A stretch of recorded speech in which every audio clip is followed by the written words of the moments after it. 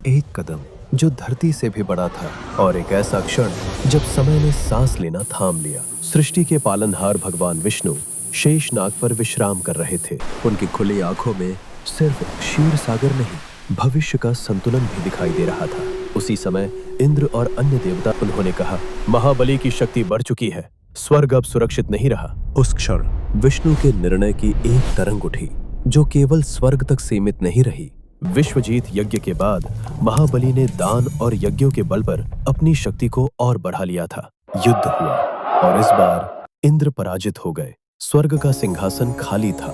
देवता बस देखते रह गए, कुछ कर नहीं पाए, क्योंकि उनके राजा हार चुके थे।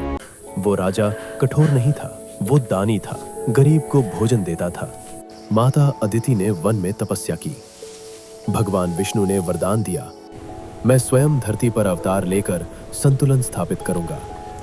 और तभी जन्म हुआ वामन का। नवजात शिशु, शांत, गंभीर, मानो उसकी आंखों में कोई गहरा रहस्य छिपा हो। समय बीता, वामन बड़े हुए, ज्ञान, संयम और ब्रह्मचर्य में बने। फिर एक दिन कमंडलू और छत्र लेकर वामन चल पड़े विश्वजीत यज्ञ की ओर। यज्ञ में पहुंचकर असुर हंस पड़े। महाबली भी मुस्कुराए। इतना छोटा बालक और इतना बड़ा यज्ञ। उन्होंने कहा, मैं भिक्षा लेने आया हूं। 3 पांव जमीन जितनी भूमि। उसी क्षण असुरों के चेहरे बदलने लगे। हंसी थम गई। कुछ ठीक नहीं लग रहा था। शुक्राचार्य समझ गए। उन्होंने चेतावनी दी, ये ब्राह्मण साधारण नहीं है। और तभी वामन बढ़ने लगे। छोटा शरीर अब आकाश को छूने लगा। पहला कदम, पूरी धरती समा गई।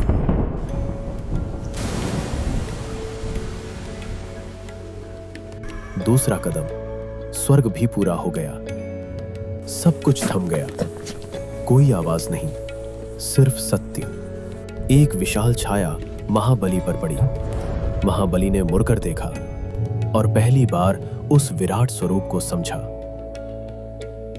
शुक्राचार्य की अंतिम चेतावनी गूंजी, ये स्वयं भगवान विष्णु है। महाबली आगे बढ़े, झुक गए और अपना शीश समर्पित कर दिया।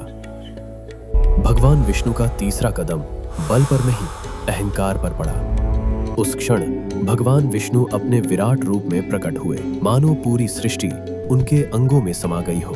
फिर भगवान विष्णु ने अपना सत्य स्वरूप दिखाया। महाबली को वरदान मिला, वो पाताल लोक के राजा बने और स्वर्ग फिर से स्थिर हो गया। पत्थरों पर उकेरी गई त्रिविक्रम की मूर्ति आज भी याद दिलाती है, महानता आकार में नहीं, समर्पण में होती है। यदि आपको ये कथा पसंद आई हो तो हमारे YouTube चैनल चंगा मुंडा को लाइक करें और ऐसी ही और कहानियों के लिए सब्सक्राइब अवश्य करें।